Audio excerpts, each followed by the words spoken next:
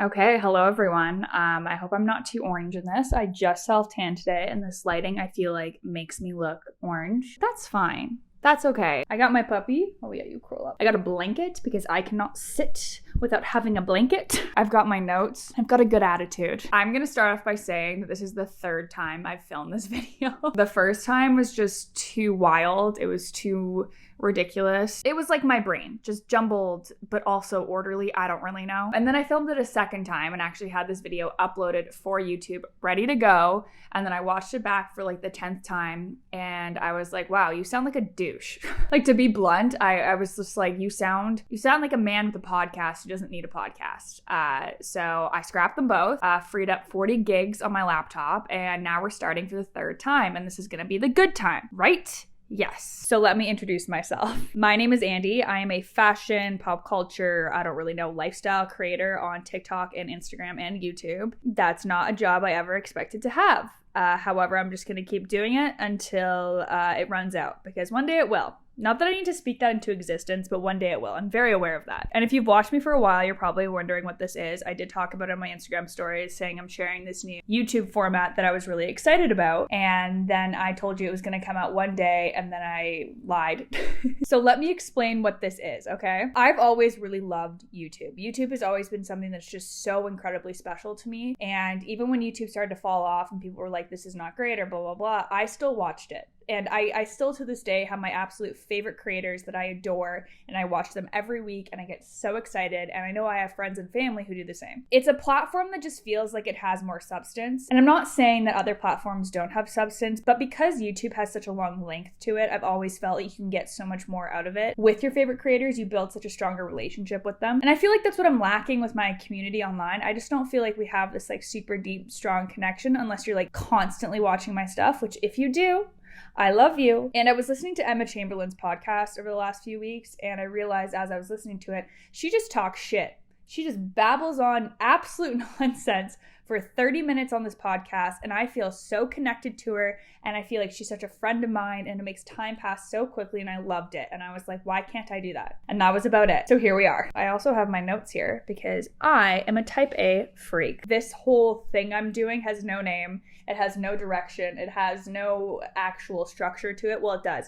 But it's not a thing yet. I'm calling it the Untitled series for now until I come up with a name or someone else comes up with a name. But until then, it's just going to be me shooting the shit with you guys. And yeah, that's it. I want this to essentially be like a podcast talk show, like pop culture column, maybe. I don't really know. I just wanted to create something that you guys could listen to when you're on your walks or you have like a long drive, and it just makes time pass quicker and also makes you feel like you're connected to someone. Because that's what I love. As someone who's by herself a lot, I really, really, really adore podcasts or YouTube channels or even TikToks that connect me strongly with someone, and I don't feel so alone during the day. I know that sounds ridiculous and so dystopian, but I work by myself and I can't like call my friends who all have normal 9-to-5 jobs just to chat all the time. So I like having access to things that allow me to feel like I'm with someone. I don't know if that made any sense to you. I hope it did. I feel like this camera is slightly crooked too, by the way, but we're just gonna ignore that. I'm working on being more chill. I'm also thinking it'd be really fun to bring people on here and have chats with like just normal people in my life. I mean, I'm probably biased, but I think everyone in my life is incredibly fascinating. One of my best friends is an ex-SoulCycle instructor, and she has had the most fascinating life, has lived all over the world. My other friend is doing her master's for speech therapy, and she's smarter and more empathetic than anyone I've ever met in my entire life. Like, she is the most level-headed human I've ever met. And then my other best friend just packed up and moved to London, like in the UK. Not Canada London, like real London. And she just did it. It's the best thing she's ever done. Like, she's just grown. Like, she just sparkles now. And I'm going to see her in a month. And I would love to talk to her to be like, what made you do this as something that felt a little bit crazy for you, especially at the time? I would find interest in that. I would find a lot of interest in that. And so that's what we're doing. Now we're getting to the structure of this, because there's no way I was just going to willy-nilly this. It needs to have order and expectations. Every episode, or whatever you want to call it, is going to have 2 topics. Topic number 1 is going to be personal to me. It's going to be kind of like me sharing an experience with you, maybe a rant, just something that I can personally touch on, because I'm ADHD. And I am the worst for, if you're telling me a problem you have, me relating it back to myself because I feel like that's comforting you. So I'm hoping this will help me stop doing that, because then I can get it out of my system here, because it's not what people want to hear. Sometimes they just want to talk about themselves to you and you're like, wait, no, sorry, this girl was mean to you once. Well, let me tell you about this girl who was mean to me once. And it's like, that's not the point. It's not about you. Anyway, it's almost going to be a rant of sorts. It's going to be a topic that is personal to me, but something you guys can relate to, okay?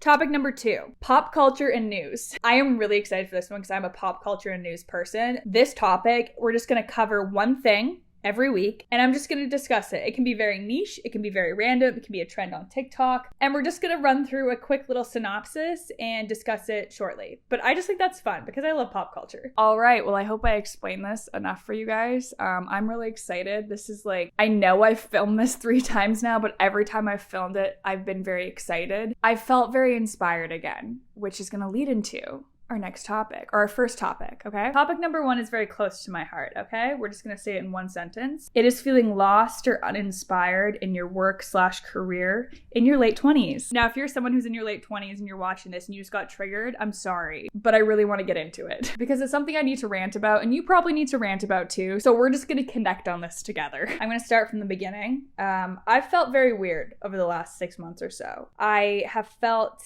a little bit misdirected, and I can 100% attribute this to 2022 being absolutely, hands down, no doubt, one of the best years of my life. And I think everybody has their 2022 that they think of, and it doesn't have to be something that was crazy exciting and happy and so on, but it's a year where you had a bunch of highs or stimulus, or it was just very exciting, I think is a good way to put it. And then every day after that feels different because nothing will compare to that year ever again. And I think one year that a lot of us can agree on, or one time or one season that a lot of us can agree on that is similar to this, is summer 16. And it's a funny one. If you talk to a lot of people who were like 18 plus during 2016, they always say that summer 16 was the best and it was exciting. And every summer since then has felt dry. Almost. And it's almost like excitement fatigue. No, maybe not fatigue. It's like this comparison disorder thing. I don't even know if it's a disorder, but I've personally really felt it over the last 6 months. And it's almost like hitting a lull in life where things are consistent and things are easy. And sometimes that makes people really happy. If you're someone who's ADHD or someone who likes excitement, maybe you're extroverted and so on, when you get into that lull in your career especially, it's really tough to find, I wouldn't say motivation, but inspiration to continue doing things. And it almost feels easier to just sit back and relax versus like going out there and doing more. And I've definitely felt like that over the last 6 months or so. And not to brag, but last year I went to 2 fashion weeks, which I would never have imagined to go to any fashion weeks like 3 years ago. I went to Coachella, I went to like a bunch of Harry Styles shows, I got to do brand deals, I got to do all these things that like were just wild to me and still are wild to me. And so this year, obviously it's not as, exciting and things aren't happening as much due to the recession, in my opinion. And I mean, I'm also in a weird spot in my career for this. Okay, we're gonna get into it real quick. I'm gonna give you a quick little background on things here. Okay. I'm going to be clear. You can be financially successful as an influencer, content creator, digital worker in any city in the entire world. You do not have to be in LA. You do not have to be in New York, Toronto, Vancouver, London. You can be successful financially anywhere you want. Where it becomes tricky is that if you aren't in these cities, you don't build those ongoing friendships and connections. So when it comes to myself and feeling this lull in my career, a lot of it is because when I look at my coworkers, and I say this in quotations, the people who work in social media and the fashion space, the people you kind of relate to me in the sense of being very similar in content creation. Those to me are my coworkers. When I look at them, a majority of them live in LA or New York, and they live these fabulous lives, absolutely fabulous lives. And I don't. I'm not saying I don't live a fabulous life, but in comparison, a crazy Friday night for me is going to a bar with my friends and staying out to 2 a.m., which I'm not trying to sound like that's crazy to me. Like, that's not what I mean. I'm just saying in comparison, a crazy night for me is doing that. Whereas for them, a crazy night is going to the Vogue after party for the Met Gala. And it's simply due to their location. And I'm not saying they also don't create good content, not at all. There is a location bias in this industry, and I'm really learning to deal with it. And while you're sitting there going, oh, Andie, why don't you just like move to New York City? Why don't you just move to LA? I don't want to because it's so fucking expensive. And I genuinely cannot justify the cost of living in these cities. If you are someone that lives there and loves it, like power to you, but it's a privilege to be able to afford to live in these cities. And the things I would have to sacrifice to live in these cities is just stuff I'm just not willing to. And that has been a really tough thing for me to accept over the last 6 months after I had this really fun and exciting year where now I'm like, okay, I'm missing out on things that I would now have access to because I've built this career I don't have access to because I'm in Calgary, Alberta. And if you're from the US, you've probably never heard of Calgary, Alberta. And if you're from Canada, you probably don't think about it very much. But it's an affordable city. My family lives here. My boyfriend lives here. All my friends are here and I'm never leaving. I love it. I absolutely love it. This is no complaint about living in Calgary. But it's a weird sacrifice in my career specifically where some of the perks of doing this job, removing the financial side, are getting access to really, really cool events and opportunities. And I know a lot of people feel this way and it's not me, but it ends up building this lull, I find, in work where a video getting 1 million views is no longer the most exciting thing to me anymore. It is exciting, don't get me wrong. It's a business success. I'm always like proud, but I'm not going, holy shit, 1 million people saw this because that's kind of normal for me now. And I sound like a douchebag when I say that, but like, I hope you guys understand what I'm trying to say. It's very similar like when I was working like doing website design and I had a website that I would launch and it worked beautifully. That was super exciting the first time I did it, but after that it lost its excitement just due to the fact I had experienced it so many times. And as I try to translate this back to people who don't work in content creation, and I don't mean to make it like my life sucks, I'm an influencer, that's not what I'm saying. It's just like a really weird space to be in where your coworkers who are equal to you in numbers and reach are being invited to go have drinks with the Jonas Brothers on a Friday night, and you're not. It really feels like when you stay home to go to university and all your friends go away to college. That's exactly how this feels like. And like, I did stay home to go to university and all my friends did go away to go to college, and I feel the same when I watch. It's like FOMO, but also not FOMO, where I stayed in Calgary to go to school because, in all honesty, I wanted to save money and it was really expensive to go away to school. I found a good program I liked. And do I regret it? No.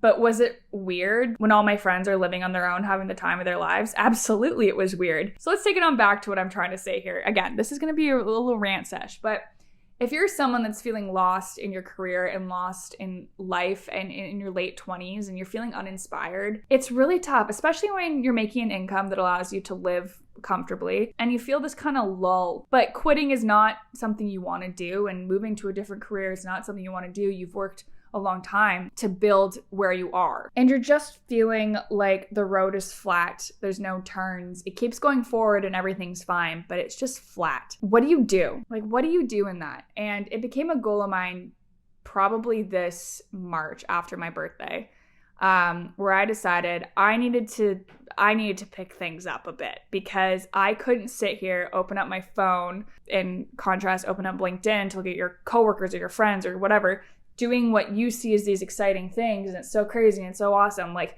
how do I remove myself from that and give myself my own excitement? How do I build my own inspiration? And I realized it really came down to 5 things. So we're gonna go through them, and I have them written down because I'm a freak. Yes. Okay, this one came from my boyfriend, but the first thing to keep life exciting and interesting, which is very important, especially if you are ADHD, is to find joy in the small wins. If I get a really cute comment on a video, or if I finish up a video for a brand and they don't want any revisions on it, or if I am working with a client and I update their website and there was no bugs that week, like, those are small wins. And I've learned to find joy in them. Whenever they happen, I like to sit back and go, that was awesome. That's good. And I acknowledge it. And I find when you acknowledge those small wins, you bring such good positive energy into it that it helps spike your serotonin, basically.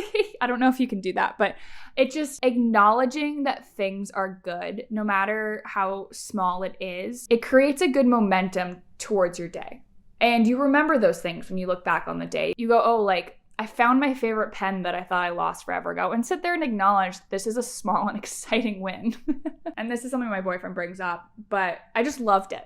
I just really loved it. And it's definitely helped me feel less dry about life.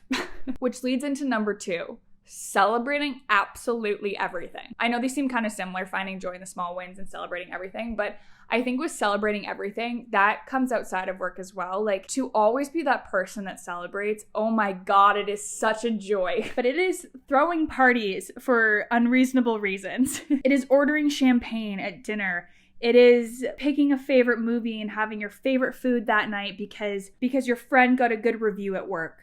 When you have something big that happens in your career, sitting down and going, oh my God, this is fucking awesome. I'm ordering my favorite pizza tonight to celebrate. That to me has been such a game changer in my work life. Like, if I sign even the smallest, silliest contract, I always tell my boyfriend, we're celebrating. We're celebrating. Or if he does something that's exciting, we're celebrating. And by doing that, you create this like really cool realm of excitement. And I don't know if that's goofy or not, but like celebrating absolutely everything has been so exciting to me. And it's really changed my perspective. I always look forward to things now. Yes, I may not be invited to having drinks with the Jonas Brothers. I don't know why I picked the Jonas Brothers for this example, but I know that I'm looking forward to this Friday because I had a big win in life this week, or my friend had a big win in life this week, and we're gonna get a really lovely bottle of champagne. Like that, like I look forward to things. There's excitement. And it just adds this whole layer of positivity on life. And it's truly been a huge game changer for me, as like ridiculous as that sounds. The last three here are pretty quick, but the next one is keeping boundaries. And what I mean by keeping boundaries when it comes to feeling uninspired or lost in your work, it's making sure that you have a life outside of it. The times that I felt the most lost in life were the times where I didn't have my own life.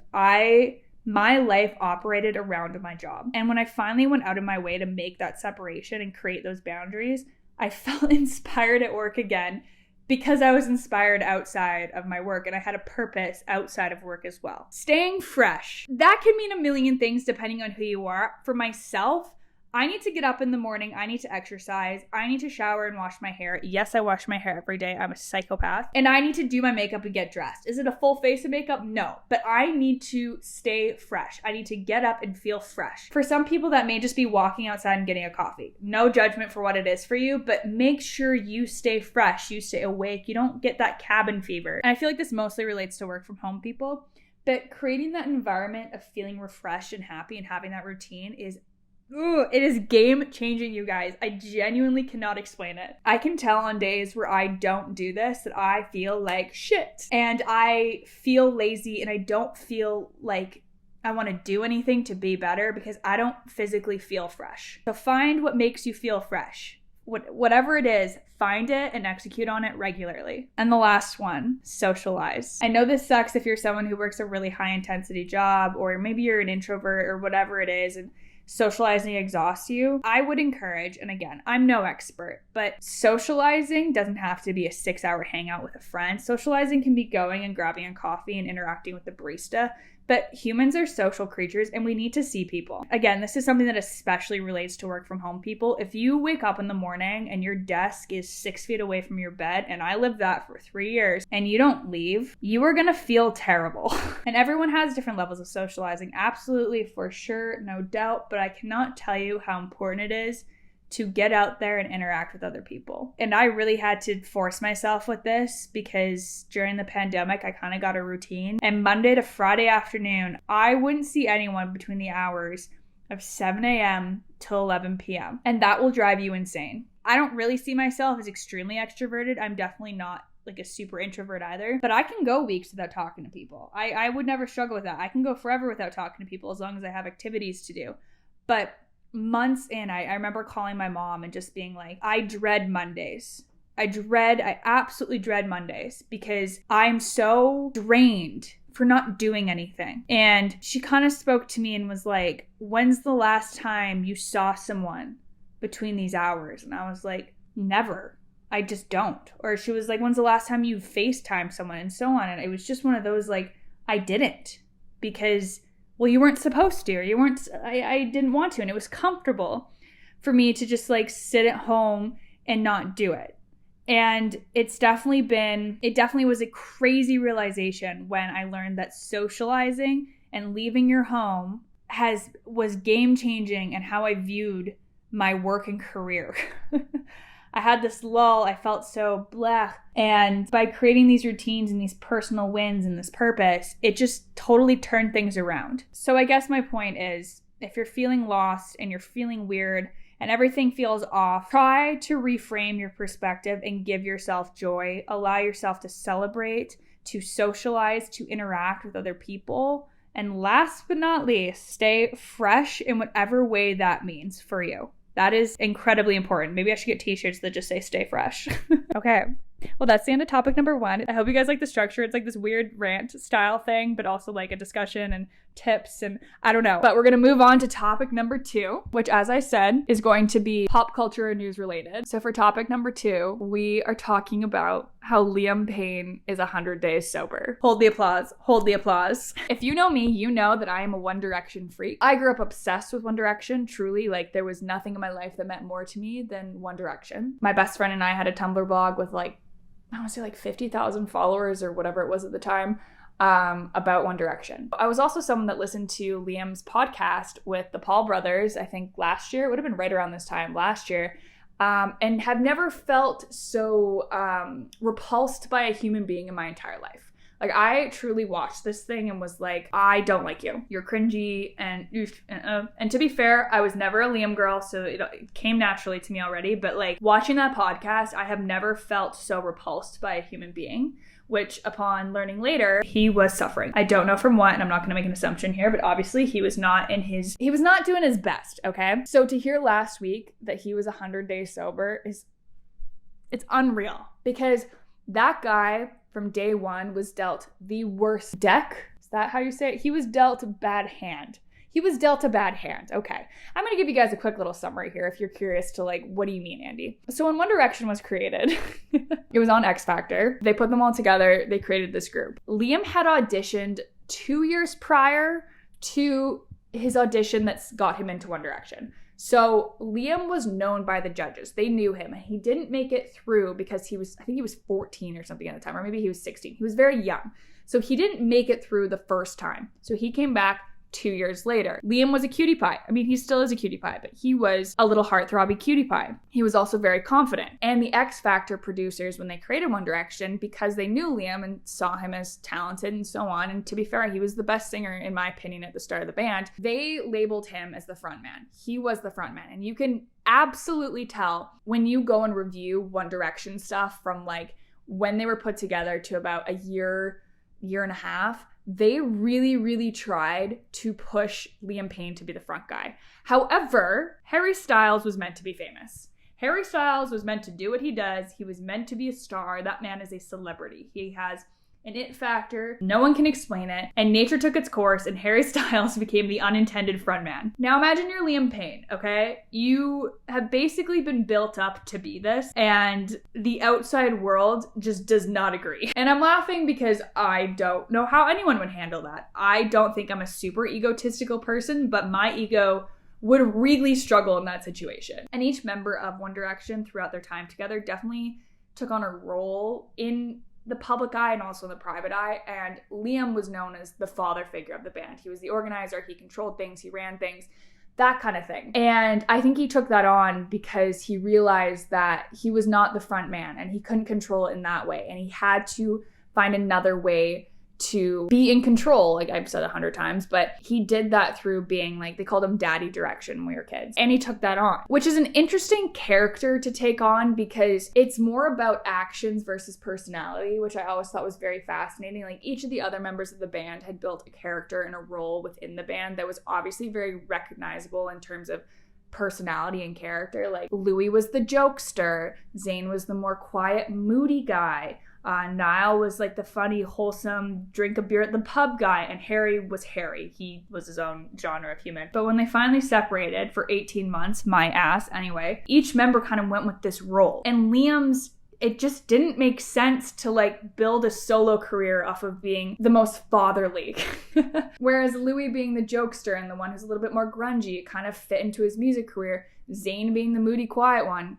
Exactly. Niall being the wholesome one, you drink at the pub, like he's best friends with Louis Capaldi. Like it makes sense. And of course, we're not even going to discuss Harry here. Harry did his thing and he did it well. But for Liam, I just imagine being on your own and looking back at it and being like, what is like, I don't know who I am. And you can tell in his music, he came out and like stripped that down. Such a weird first song. I think that was his first song, but such an odd choice, especially with like what One Direction's music was. It was just so incredibly weird, and no one saw him as the guy to be like telling women to strip down. So it just felt very inauthentic. And then he did a couple other things, and it was weird. And I think he really lost the fan base because he didn't take advantage of the persona he had built in the band, whereas the other members obviously did. And then came TikTok. And this guy, what? Somebody's having a nightmare. But then came TikTok, and this guy took TikTok lives. Let's just say here, One Direction has been incredibly private about what they do and say and so on, and no one talks about the band, no one talks about the hangout. They're super weird about it, and it's always something that's bothered the fan base. It's like, we supported you for all these years, and I don't know if you guys are still friends. No one really knows. They don't really talk about it, which makes sense because they wanted to develop